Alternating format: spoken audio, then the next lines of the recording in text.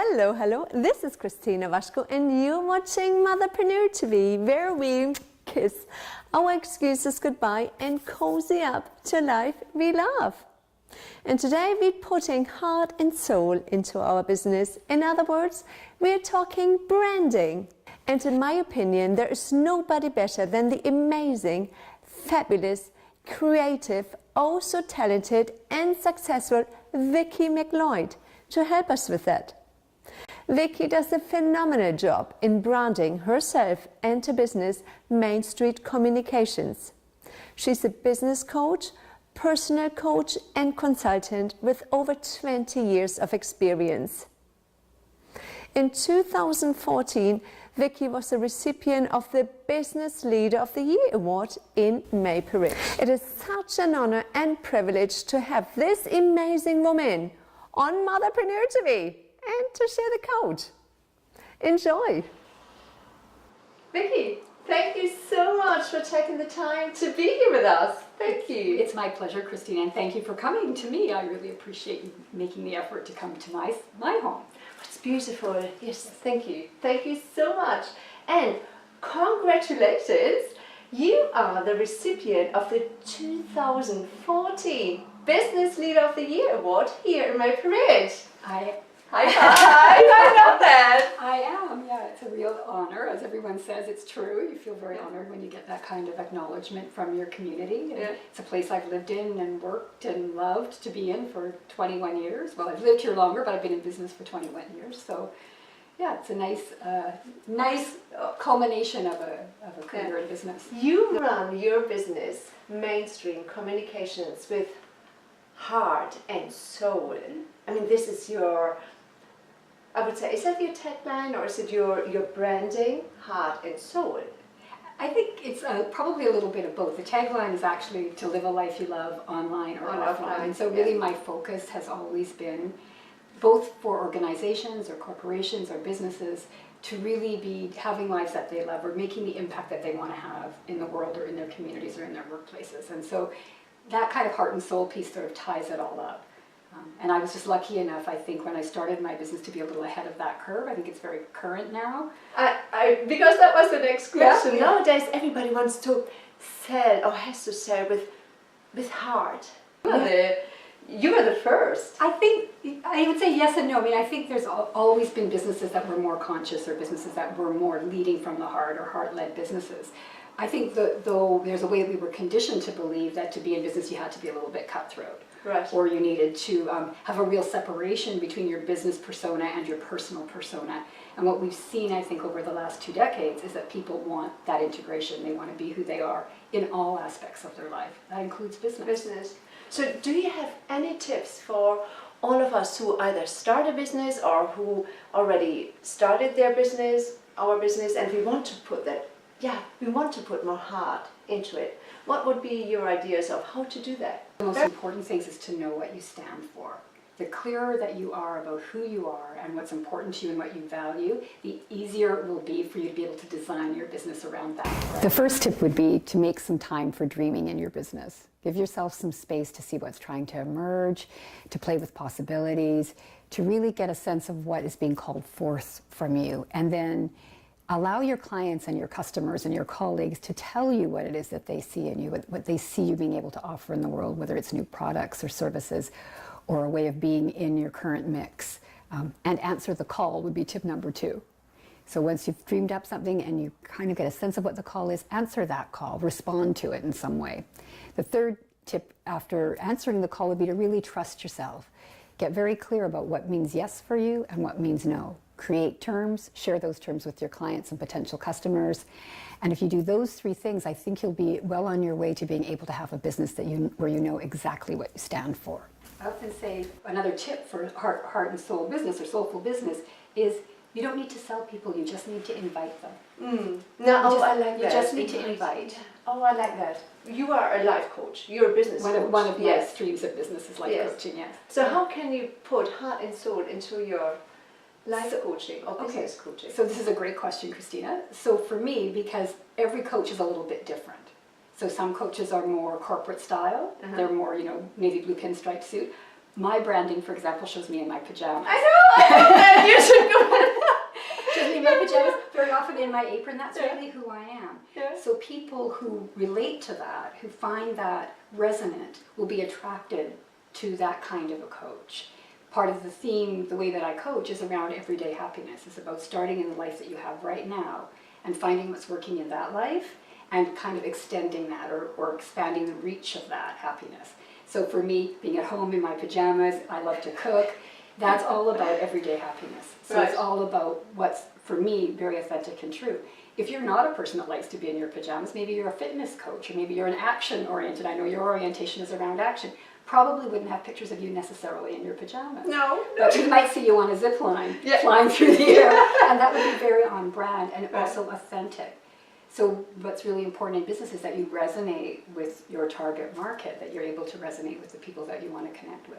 So would you say you should, when you start out or when you want to change your image, you should look at yourself first and then choose the target? Yeah, especially when it comes to this notion of brand, because brand is identity. People confuse brand with visual, look and feel with logo. Brand is about the identity of the product, the service, the corporation, the organization. So if you're looking for identity, you need to then be really true to your own identity. If you do that, you'll never be off brand. You'll never struggle. So often if I'm talking to a client and they're struggling, for example, with networking, many people hate networking. For many years I hated networking too. I think it's because we think we have to go out and be something we're not. But as long as we are truly embracing who we are in our work and in our business, we can go out and be that. What choice do we have? So who else can you be? But you're not telling me you're going out networking in your pajamas. I don't necessarily go out in my pajamas, although I do wear my pajamas here, and I wear my pajamas when I podcast. Yeah. And I very often ask my guests about their pajamas too. But it's a notion, the pajamas is just a notion around having a lifestyle that I think that people desire. And that I know for me is a place where I get a great deal of happiness. So it's about finding that resonance and just being willing. I'm a playful and fun person. Actually, And you will. Yeah. And so that would be, so it's true to my brand. It might not be true to someone else to do so. So the word we use for that is essence, finding brand essence, which is part of the work I do with businesses when I coach them, is around trying to find brand essence. And it doesn't necessarily have to be a personal brand only. This applies to corporate brands and other brands. You said you're in business of over 20 years. 21 years in Main Street Communications. Yeah. Awesome. Have you always been true to yourself? Has this always been part of I would say it was a struggle for me at the beginning. I think I thought, like many, both women and men, that there's a certain way you're supposed to be when you're in business, a certain corporate persona that you're meant to have. Yeah. And I struggled with it, and I realized pretty quickly that I wasn't really cut out for the typical business approach, at least it was common 20 years ago. And so I made a decision. It was just a choice. I thought, if I'm going to do this, I need to do it my way. Yeah. And I was after a life that I loved. My goal, my passion was to create a life I could love, and that my business wouldn't be separate from who I am, but rather part of who I am. So that's an ongoing journey. So, but that's brilliant. So it is possible not to fake it, to make it in business. And not only is it possible, I think it's required now. I think we live in an age of transparency, and we live in an age where people are very skeptical, particularly because of the online environment that we're in. They're very skeptical often about what they see, and so it's really important that you're in full alignment. We all know that feeling of being sold. Oh yeah. You know, we all, and you make that face, and when I work with clients, and they're saying, "Oh, I love my business, but I don't like selling," because we have this idea of what selling is. How can you stay true to yourself when you're mindful and soulful? You want to be true to yourself, but then you are surrounded by people who are not. So I think this one kind of harkens back to other things that I've said, which is that you really do want to know what you stand for.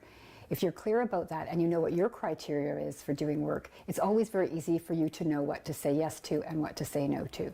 I always say there's a lot of advice out there. Many people are going to try to teach you how to get rich quick. You can really trust yourself as you meet people. You know who's trying to sell you versus who's really offering you value. The most important thing, though, is to know what you stand for so that you can consistently be on brand. I think a support system, I think, is a really great tool, and I highly recommend. I think anyone in business really needs to surround themselves with like-minded people, and I think that that's part of it, is that they need to be like-minded. I think there's a ton of business advice out in the world, and especially now in the age of the internet. You can use any search term you want, and you're going to find somebody who's going to sell you something to do something better, and they're going to swear that they have the way that you're going to make. I know. You're going to make your millions, you're going to make your fortune, that we call them like the get-rich-quick schemes. If you surround yourself with like-minded people and build a network of colleagues around you who share your point of view, who want to sort of maintain doing business with integrity, who want to be doing, I often say someone has to carve out the high ground. It might as well be me. Yeah, my colleagues, right? Because there is kind of a race to the bottom in lots of things. Right. And so it's just really a matter of knowing that that's where you stand. And I think at times it means that you're maybe saying no to the dollar. Right. Like people have said to me, well, you're making this choice. Couldn't you make more money if you did it another way? And I think, yes, but I'm not really in business to make money. What are you in business for then? Really, I'm in business to make change. Oh, I like that. It's just, So you're one of the few. Yeah. Yeah. I mean, But money's a nice byproduct. Yeah. I'm happy, and I'm happy to charge well for my services and to value my services where they belong, where they belong on the hierarchy of value.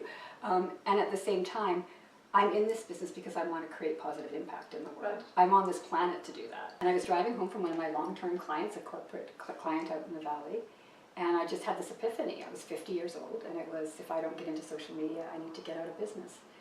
Because communications has changed. The way that we market and communicate, whether it's a cause or whether it's a product, has dramatically changed with the onset of social media. And it was not a good news story for me. It turned out to be a good news story, but I was at that time. At that time, I was sort of getting toward. I'm in the, I'd say, the third act of my career here, and I feel like I could rest on my laurels a little bit. I've got many years of expertise in my field, and realized that I had to embark on a whole new learning curve if I was going to continue to serve my clients. That was really what it was. They were calling forth. The client said, "We want you to do social media," and I said, "I don't do social media." And they said, "Yeah, but we want you to do it."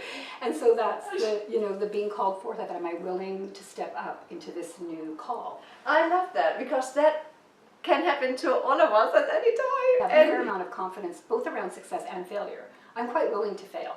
Right. Actually, I'm very willing to fail. Yeah. So, like many in this field, I don't claim to be an expert in social media. I think it's still too new. There's too much that's changing all the time for anyone to really lay claim to that. I always get a little antsy or nervous when I see that. Or when people say to me, "Oh, this is our social media expert."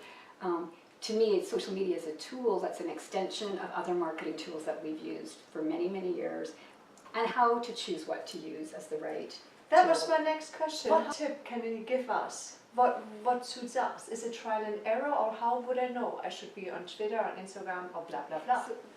And again, this is another great question, Christina, because I think you're asking, you should be an interviewer or something. So there's two ways I'd like to answer that question. The first way, especially if your business is new, is check out what you're already using. What feels natural to you? What do you enjoy? So a great example is if a client tells me that they love using Instagram, I'll first start them with a strategy for Instagram, even though it might not be ideal for their ideal customer, because it's at least a place that they're comfortable, and get them used to using the platform. Teach them about context and principles, because those will be the same regardless of which platform, and then gradually move them over into a platform that is more suited to their market. So the second answer is then figure out where your market is. We have an old adage in marketing, which is you fish where the fish are. So if you know your ideal customer, you figure out where they are online, what platforms they're using, and you go there. Meet your client where they are. You go to them. Right. You meet your clients where they are, and if it's an environment you're not comfortable in, then you need to find out about that environment. You need to learn. And you're awesome. Thank you so much. My pleasure. My pleasure. I'm happy to. I think we do have an expiry date. We just don't know what it is. So we like to assume it's. But we know that we're. I think at my stage of life in business, I'm interested in legacy. I'm interested in what I'm leaving behind. I'm interested in mentorship and eldership as components of what I do. And so, because I'm aware that I'm in the third chapter. Doesn't mean the chapter's over. The book's by no means over. The plot is still kind of tricky at times, but I know that I'm getting there. And so it becomes a question of what do I really want to leave behind, and what kind of impact do I really want to have had. I could make a lot of money. I mean, I do all right. My business has been thriving for many years, but that's not really what it's about for me. All right, so then as parting words from you, to all our viewers on Motherpreneur TV, how would you like to be remembered? I think I would like to be remembered as someone who really embraced the notion of everyday happiness and of having an extraordinary, ordinary life.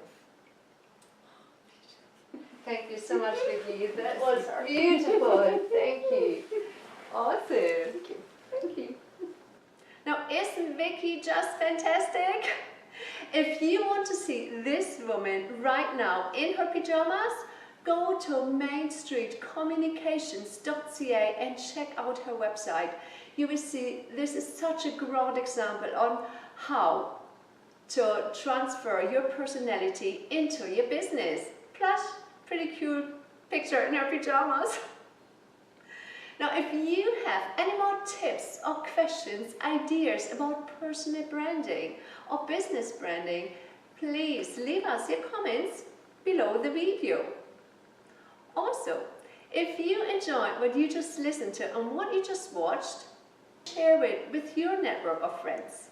If you like to get more tips on how to kiss your excuses goodbye, subscribe to weekly episodes here on Motherpreneur TV. And with this, I say goodbye. Thank you so much for watching. I look forward to seeing you again next week. And until I do, remember, we are more than just mothers. We are an inspiration to ourselves, to our families, and to the world.